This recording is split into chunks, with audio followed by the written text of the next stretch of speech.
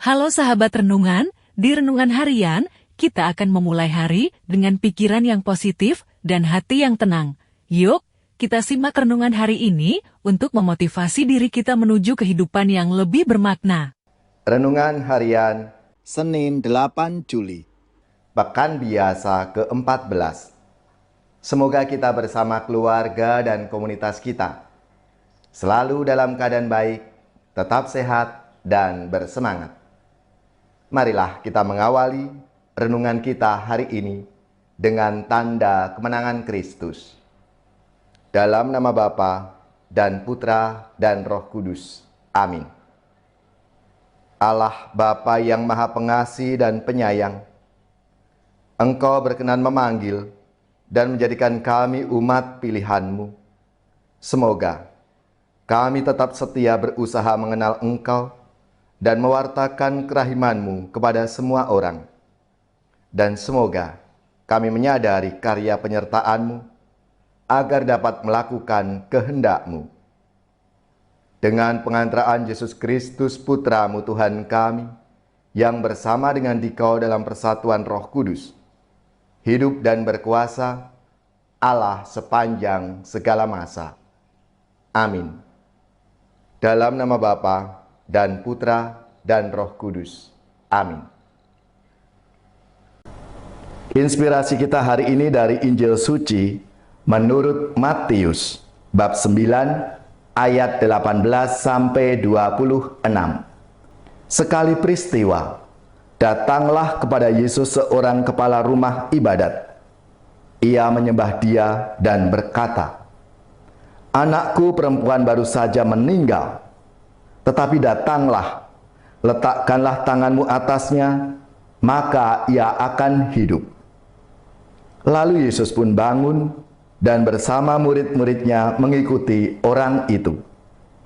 Pada waktu itu, seorang wanita yang sudah 12 tahun lamanya menderita pendarahan maju mendekati Yesus dari belakang dan menjamah jumbai jubahnya.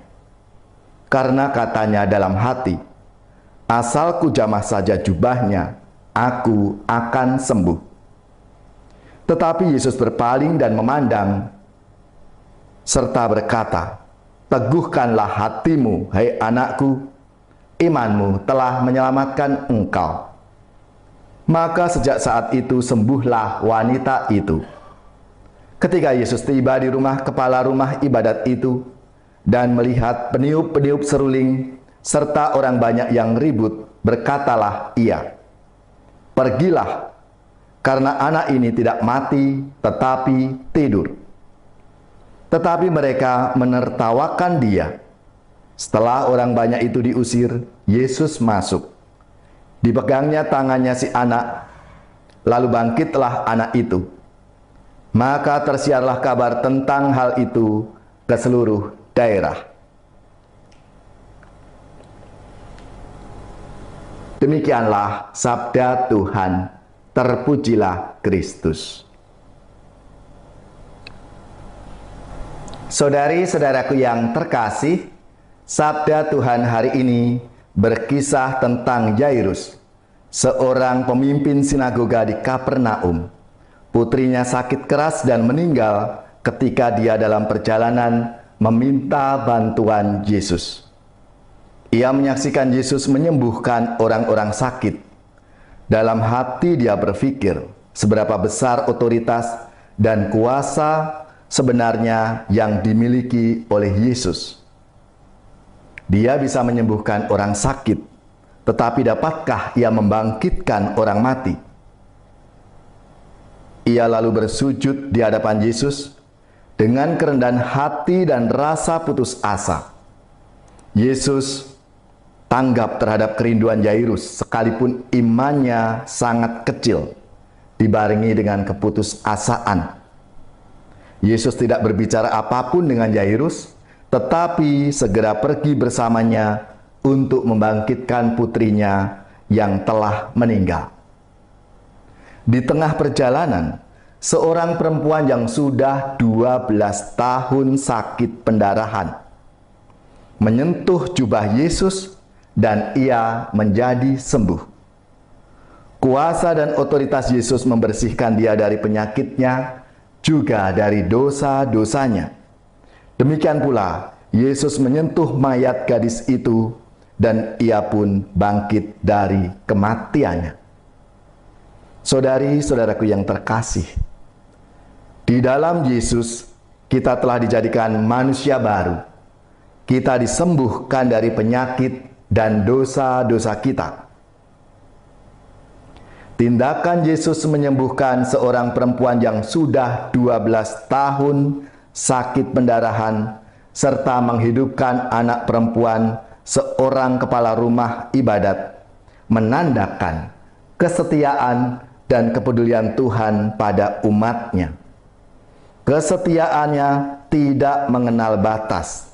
Yesus menjelma karena diutus Bapa untuk menyelamatkan manusia dari kebutuhan keutuhan jiwa dan badannya.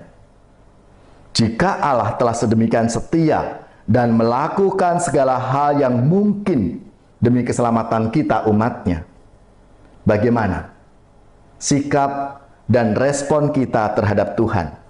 Dalam hal apa kita telah mengungkapkannya kesetiaan kita itu kepada Tuhan? Hubungan kita dengan Allah sedemikian dekat relasi dan komunikasi kita dengannya. Semakin sering kita berkontak dengan Dia dalam doa dan perbuatan kasih seturut kehendaknya, semakin intim hubungan kita dengan Tuhan. Saudara-saudariku yang terkasih, maka walaupun menjamah jumbe jubahnya saja, kekuatan kekuasaan Allah itu mengalir dalam diri kita.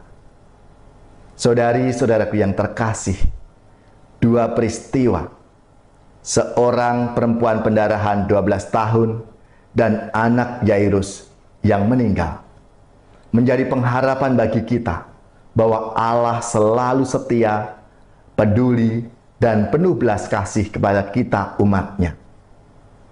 Percayakah kita akan kuasa Allah itu? Marilah, saudari-saudaraku yang terkasih, kita mohon bimbingan Tuhan agar kita pun juga setia kepadanya. Kita terbuka hatinya untuk mengikuti apa yang menjadi kehendak Tuhan atas hidup kita masing-masing. Dan kita semua dipanggil untuk menjadi rahmat dan berkat Tuhan dalam hidup kita.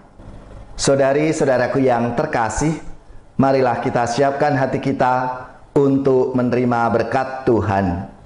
Semoga saudari-saudara sekalian, keluarga-keluarga dan komunitas kita, orang-orang yang kita doakan, mereka yang sakit, yang menderita, seluruh tugas, belajar, pekerjaan, usaha, serta karya pelayanan kita, dibimbing, dilindungi dan diberkati oleh Allah yang Maha Kuasa, Bapa dan Putra dan Roh Kudus. Amin.